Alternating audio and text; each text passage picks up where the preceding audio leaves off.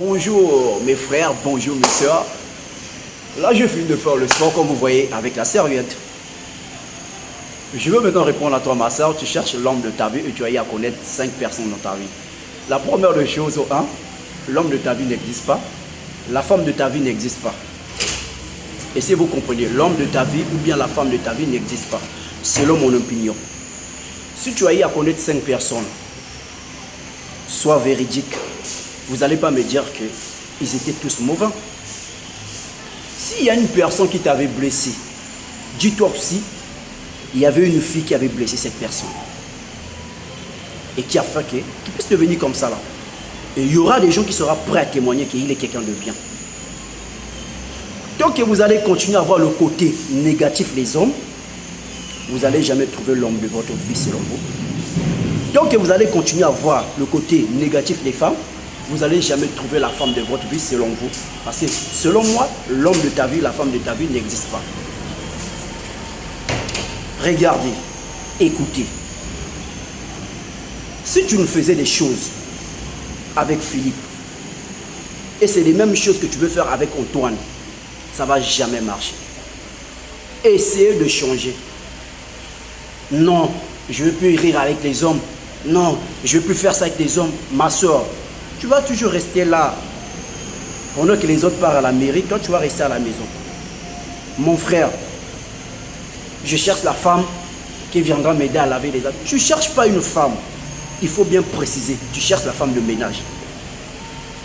Parce que ta femme, tu ne peux pas accepter que ta femme puisse souffrir.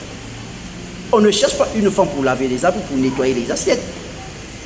Donc vous ne cherchez pas une femme. Vous cherchez une femme de ménage. Écoutez-moi. Soyez attentifs s'il vous plaît. L'être humain en général est sensible. Quand une personne te fait des compliments et que toi tu ne fais pas, il finira par fuir, il finira par abandonner. Je me réveille le matin, je te dis bébé tu es très très belle. Le lendemain pareil, tu dis jamais merci, tu me fais jamais des compliments, je finirai par fuir.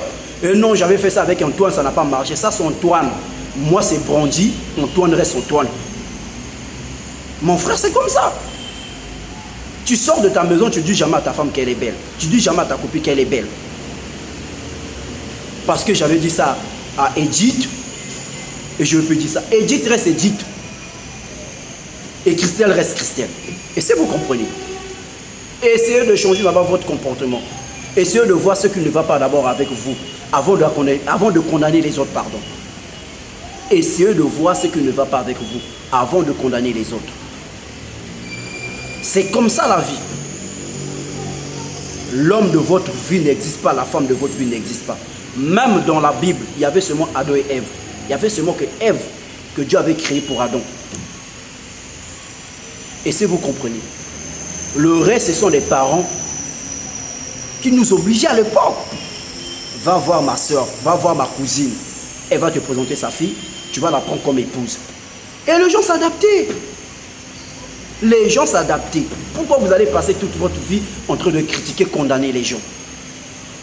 Les gens que vous êtes en train de condamner, les gens que vous priez que Dieu puisse leur détruire, que Dieu puisse leur confondre, ce sont les mêmes gens que Dieu protège aussi. Ce sont les mêmes gens que Dieu bénit. Donc vous allez passer votre vie à condamner les autres, à prier que Dieu puisse comprendre les autres, que Dieu puisse leur confondre. Vous allez toujours rester comme ça là. Faites, c'est comme si vous vivez dans un monde, vous êtes à seul. Qu'est-ce que vous allez faire? Vous serez obligé de tout faire vous-même. Arrêtez de condamner les autres. Essayez de voir ce qui ne va pas avec vous. Pour aujourd'hui, c'est fini. Merci.